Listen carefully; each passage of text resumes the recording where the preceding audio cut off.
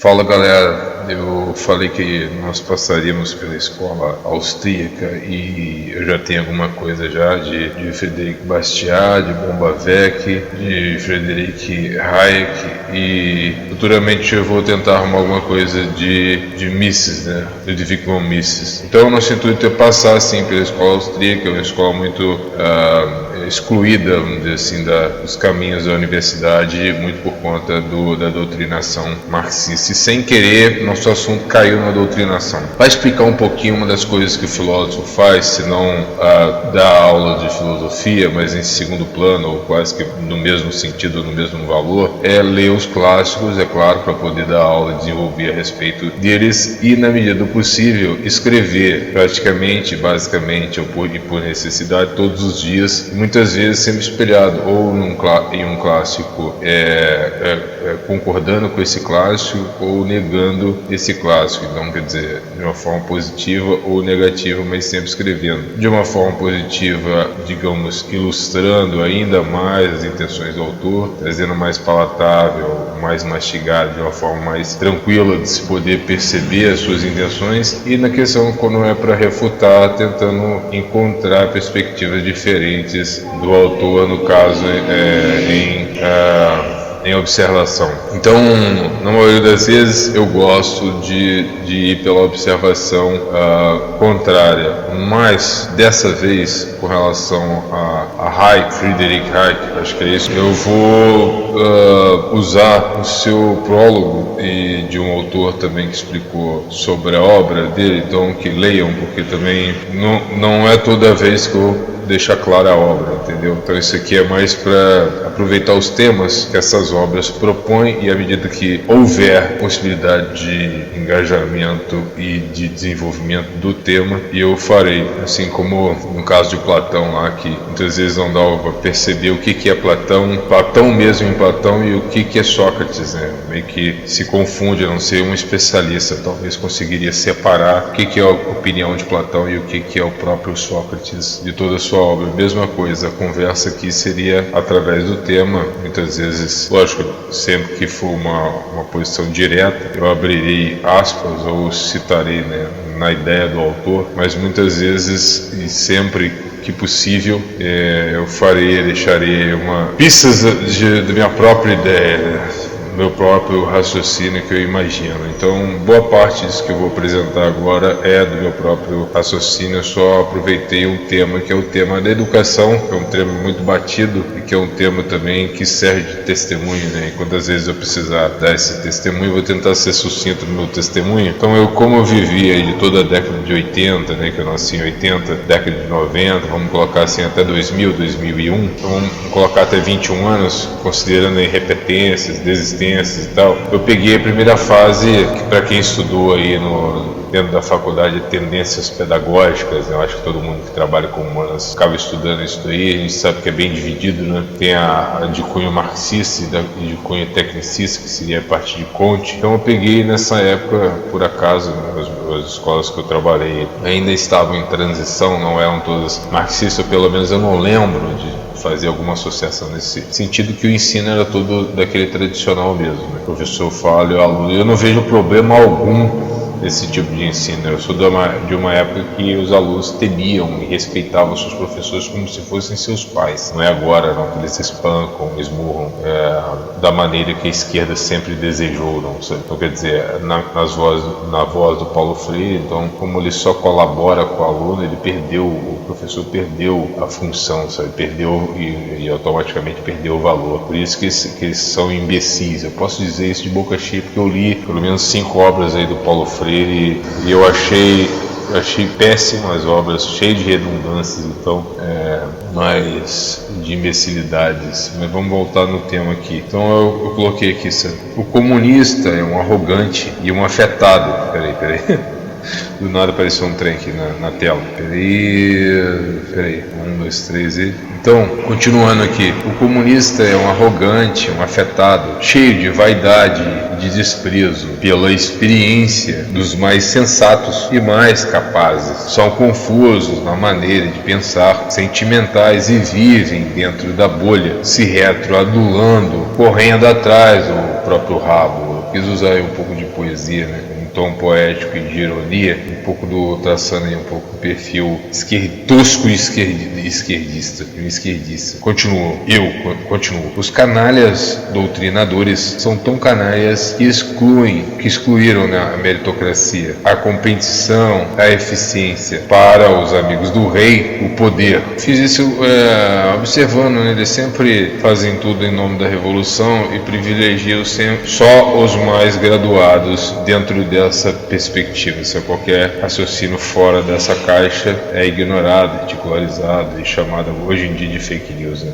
Eles arrumam sempre um nomezinho para chamar, para destruir a imagem do rival, do adversário. Imaginem um mercado ou uma usina produtora de comunistas que ocupam o mercado com o monopólio comunista. Só conhecem o marxismo e seus santos ideológicos, que só rezam as orações da agenda e que estão sempre procurando novas vítimas inocentes para abater. Este é o perfil do mercado do ensino de humanas no Brasil. É claro que isso beneficia quem estuda de verdade e está do outro lado da ilha cercada de morros, do lado de fora da ilha macabra, controlada e utópica. Eu fiz isso em relação ao, vamos trabalhar mais pra frente, exaustivamente a ilha de Moros, que a princípio nega os tesouros, coloca o ouro como se fosse uma pedra qualquer, estimula o desapego, mas que no fundo não passa de um estado caótico, que mais é uma distopia do que uma utopia. Não sei se Moros fez, na verdade, agiu com ironia, né? Ele disse que mesmo que tentássemos um lugar perfeito, ele seria impossível. Na minha interpretação, o desfecho dela é esse, né? Podem ter várias interpretações, mas na minha eu entendi dessa forma. Continuo. Socialistas de guilda, corporativistas exacerbados que vivem num circuito fechado, circuito capenga, manco, caolho, perneta, não sei o que, não deu para entender a letra, monocrata, ideológico, infradotado, que exclui com um verniz democrático, né? Eu queria dizer isso sobre essa mentira, essa falácia assim, engodo dos esquerdistas, né? Que quando eles usam erroneamente esse verniz de democracia em tudo, mas eles não aceitam nunca o contraditório, sabe? Então assim, o que queremos é liberdade, inclusive liberdade de podermos seguir o contraditório, coisa que eles odeiam. Qualquer pedra que atrapalha a revolução é uma pedra no meio do caminho, é uma pedra que deve ser eliminada. E justificou em outras épocas aí o Holodomor, tantas outras, os gulags, tantas outras situações e movimentos de perseguição, não só a outros povos através do socialismo, mas de perseguição principalmente, assim como os nazistas perseguiam de acordo com a etnia do fulano. Os socialistas, eles são tão macabros também que eles perseguem de acordo com a ideologia do fulano, sabe? Então, se você é de uma ideologia X, você não tem valor de mercado, você atrapalha a revolução. Logo, você tem na cabeça deles que ser eliminado, né? Por isso que eles são tão sinistros aí, tão bizarros aí, e chegam nesse ponto, e é só os doentes da síndrome de Peter Pan não conseguem perceber isso. E aí continua. As faculdades se tornaram fábricas de analfabetos funcionais, por serem excluídos de pensadores por pura convenção ideológica. As faculdades se ocuparam da exclusão de pensadores não alinhados ao marxismo, por medo de alguma relação positiva por parte dos alunos. As faculdades iludiram os alunos com o barulho de suas flautas, né? Quem lembra aí da fábula aí da tocador de flautas, né? Do canto da sereia, né? Para que caiam em profundo sono dogmático, no intuito de que hibernem mentalmente até que percam qualquer capacidade de reflexão fora da caixa dos seus dogmas. A reflexão minha, né? A escola da pós-verdade, do engodo, da mentira, onde a farsa tenta, por repetição, castrar o que é verdade, castrar o fato, vigorando apenas os apelos à emoção e crenças pessoais. Então eu peguei essa fase aí até os 21 anos, e eu peguei essa fase conservadora, que eles chamam de tecnicista ou bancária. E aí agora, quando eu disse bancária, quem entendeu, né? Quem é da área aí sabe o que eu tô falando. E aí começaram a colocar aí a dependência e tal, porque o intuito passou a ser passar para formar mais militantes, deixar cada vez mais as faculdades cheias de militantes. Então, por exemplo, nada que a esquerda fez foi genuíno até hoje em dia. Tudo que foi feito como uso, né, de idiotas úteis, como um máximo de manobra para engrossar o caldo revolucionário. E eu continuo aqui, mas eu vou continuar, eu vou até o fim aqui, eu vou mostrar onde eu quero chegar. O subjetivismo eterno e o apelo pela glorificação do novo impera e reina dentro dessas covas, desse picadeiro de informações capengas, o que acaba impulsionando e motivando ainda mais o autodidatismo dos que estão dispostos fora da caverna, né? Então, por exemplo, de tanto eles brigarem e tentarem colocar a goela abaixo, os dispersos fora da caverna acabam aprendendo mais. Então aí, depois de muitos anos, pelo menos uns 10 anos, aos 30 e poucos anos, eu voltei a estudar em outro momento, e aí a doutrinação já estava toda instalada, e eu comecei a me incomodar com uma geografia, que antes era uma geografia objetiva, né? Aquela geografia completa, que incluía os estados, que